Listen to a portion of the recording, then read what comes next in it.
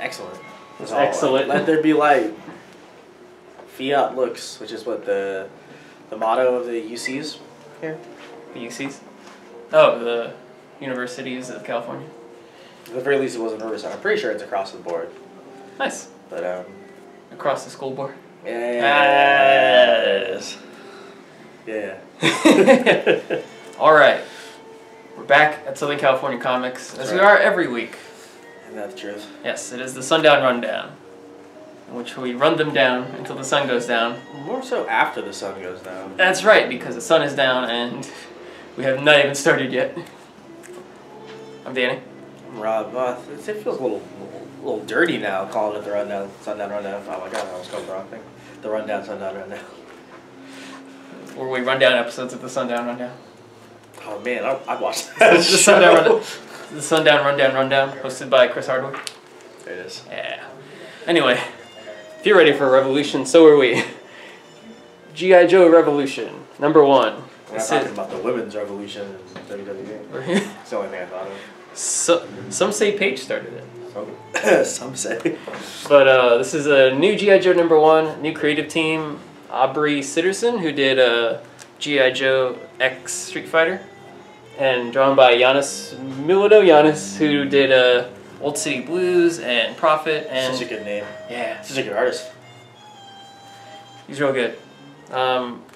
We weren't really keeping up with Revolution, we're sorry to say, but it's G.I. Joe. It's so easy to get into. Just pick an issue up. If you need to pick up a #1, this is the one to pick up of the G.I. Joes. Art's great. Nice, cool manga style. Yeah. Very cool stuff. Looking forward to reading it. You know, it was surprisingly cool that came out today. Actually, I want to say I was excited for it because I like the writer, but I'm not the biggest fan of the art, depending on what he's on. Oh yes, Thanos, the Nos, Jeff Lemire, and Mike Deodato. I don't know, man. Like, Mike Deodato does some stuff that's alright, I guess. So people like his stuff in the '90s, like he did those Wonder Woman covers. Yeah, he did a lot of booby comics. People like those, I guess. I don't know. I don't got no feelings about that. Same. He did Guardians of something, Nowhere. Yeah. That was trash. He did Original Sin, the Marvel crossover, which is surprisingly good. Yeah, no, Original Sin was killing it. I mean, I think that also was in part due to Jason Aaron's phenomenal. Yeah. Jason Aaron.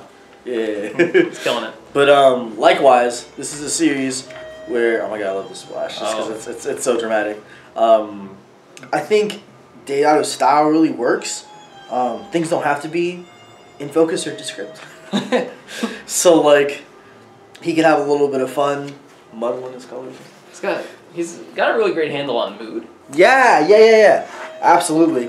And I think, a Thanos comic is it's supposed to be very sort of mood evocative, like fear, darkness. Yeah, the gravity of Thanos existing. It was a pretty cool first issue, I'm not gonna lie. And I came to it very skeptical, and I liked it. The only pitfall of Deodato's art is reading his old stuff with Bendis, Avengers stuff. It always felt like it took place in a really, really dark room. No matter who the character was. So did he do was it Secret Warriors or no, not Secret Warriors. Secret Avengers? He did Dark Avengers. Dark Avengers, was that it? Okay. Because I've looked at some of that old stuff and I was like, what's happening here? What's going on? Someone flipped the switch. I didn't come here to struggle.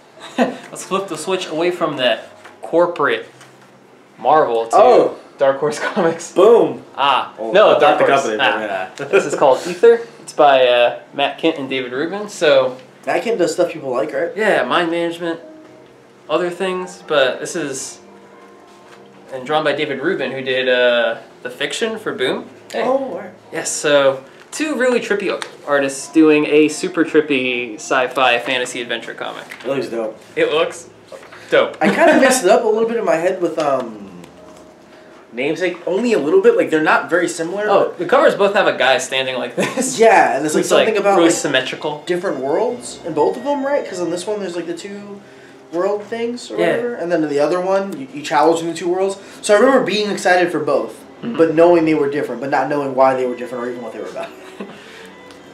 But I think aesthetically, if you're into this, it's worth checking out. Yeah, that's why I'm picking it up. To be honest, is it looks phenomenal. Let's look at it some more. Yeah, lots of nice greens and oranges and blues. I tell you, ever since I become friends with Danny, I've just been really all about that like indie color scheme with the very vivid, almost like nausea-inducing colors. Like speaking of, yeah, this cover rocks it. Like it's just I don't know.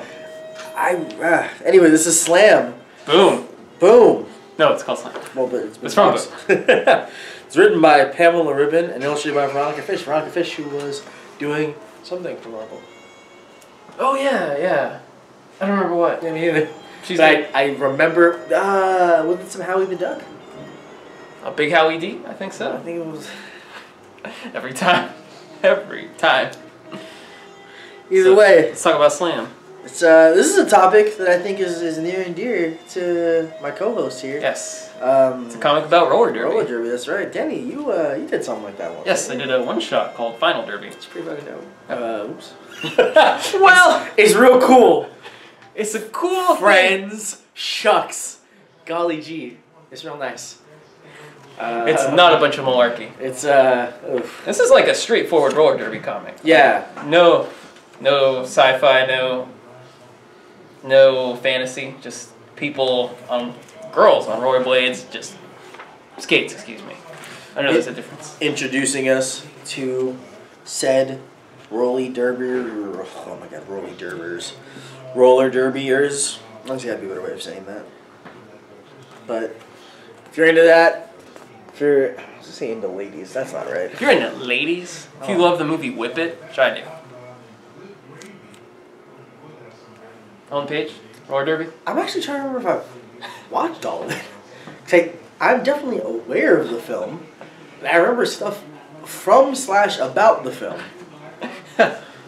Kristen Wiig is in it. Huh. Yeah, like it's real good. One mystery. All right. Forget that indie stuff. Let's move on to some corporate comics. This is CARSON has a cybernetic eye. Number 2 from DC's Young Animal. It says Gerard Way, John Rivera, I want to say? Yes.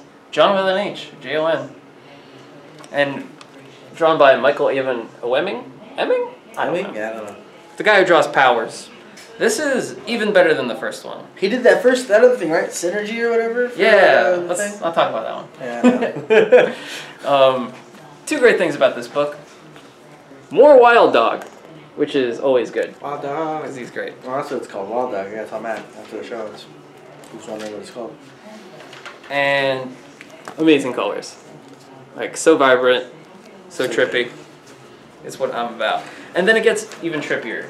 Emming's style in this series, like, it's still very definitively him, but, like, it feels... It's all better drawn. Yeah. I was trying to figure out how to say that in, like, not like a polite way, but, like, but yeah, that's exactly it. It feels better drawn, like... It sucks to throw shade, constantly be throwing shade at Bendis collaborators, but when he's doing Bendis stuff, it's like, it's just people talking for the most part, so he just draws people in dark rooms. So things change when you have to draw like a whole lot of action and lots of psychedelic stuff. Which, speaking of, the backup story is more Tom Scioli weirdness in the form of superpowers. It's partially the story of Wonder Twins. You get a little Captain Marvel Jr. It looks really dope. It's delightful. And there's a million panels on every page. I love it. You know what else is delightful?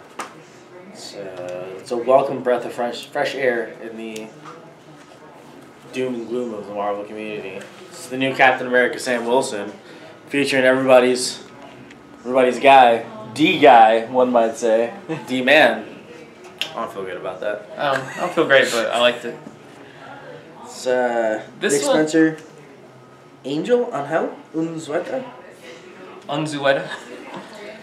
It's like you Zueta, then you Unzueta. This is the all wrestling issue of Captain America, the real good Captain America, not the white imitator. Look at this.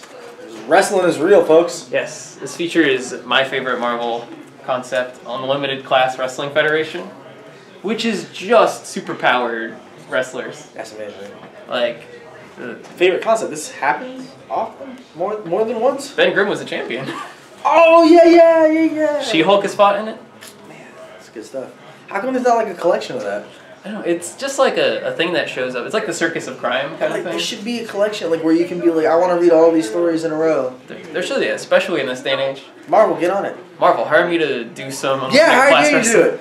Yeah, he's a real wrestling appreciator. So that's true. I'm out of things to talk about, so you should talk about yet another Marvel comic. We'll probably talk about it together. That's right. This is my third Marvel comic for the day. Sorry guys if I seem a little biased. A lot of stuff came out. Black Panther, Negro Panther, Panthera. I don't know what the word Panther is in any language. I'm just gonna assume it's the Panther. Gato. Either way, this series is dope. It continues to be dope. This arc featuring the art of something. Chris Sprouse. Crisp Sprouts. I want crisp sprouts on my sandwich. It's featuring the crew. That's right. All your favorite people, being homies.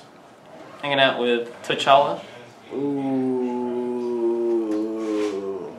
that's a spoiler. That's a rough line, is what it is. Storm just offering up a zinger.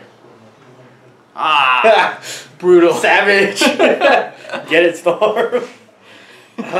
Well, yeah, you should read this issue. I think this is only the second issue in the new arc. I believe that's right. Yeah, 7 was the new one, and it was a little bit late. Yes, making great comics takes time. That's right. You gotta let them breathe. Gotta let them the thing that wine does. Age. Yeah. People also do that. That's right. Breathe and age. Breathe and age. You got anything else to talk about? I got nothing. All right. I couldn't even talk about stuff we had to talk about. Well, buy these comics because they're all great. Yes, please do. You won't be disappointed. How stoked are you for the Suicide Squad extended cut? I haven't even watched Batman vs Superman the extended cut yet. So good. I know. I went out of my way to buy it. Right. I was like, I want to see this. I am ready to ruminate in this in Snyder's vision. I'm ready to transcend this mortal plane and see the full glory. And yet, I have not done it yet. Dang. I'm hoping the extended cut of Suicide Squad like really elevates the picture.